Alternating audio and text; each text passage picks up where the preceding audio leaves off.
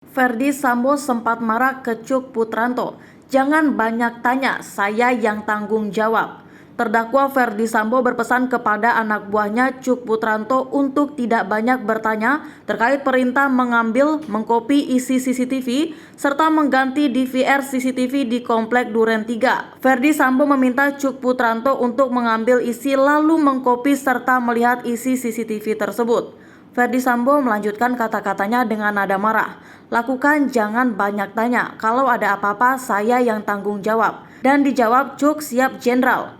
Ungkap jaksa di Pengadilan Negeri Jakarta Selatan pada Rabu 19 Oktober 2022. Lalu Cuk Putranto menghubungi Rifarizal Samuel. Saksi Rifarizal Samuel sempat bertanya mengapa CCTV itu harus diambil dan dijawab Cuk itu perintah Bapak. Kemudian Cuk juga menyuruh Baikuni Wibowo untuk mengkopi dan melihat isi CCTV itu.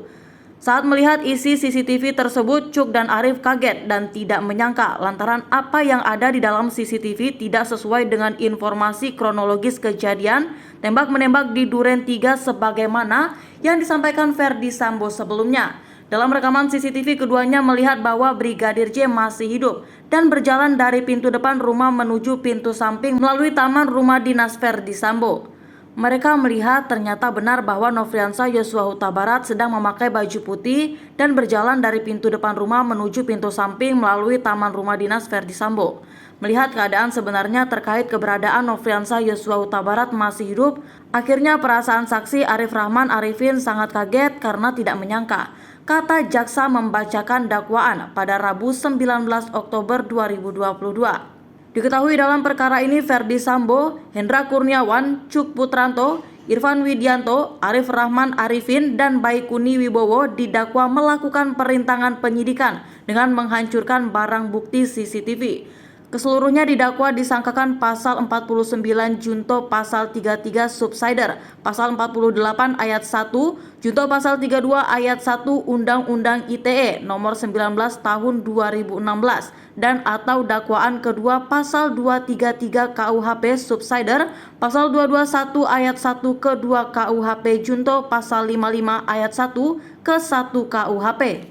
Terdakwa Ferdy Sambo sempat berbohong kepada pimpinannya dengan menyebut tidak menembak Brigadir Nofriansah Yosua Huta Barat alias Brigadir J. Hal ini terungkap dalam sidang perkara penghalangan penyidikan alias obstruction of justice di Pengadilan Negeri Jakarta Selatan pada Senin 17 Oktober 2022.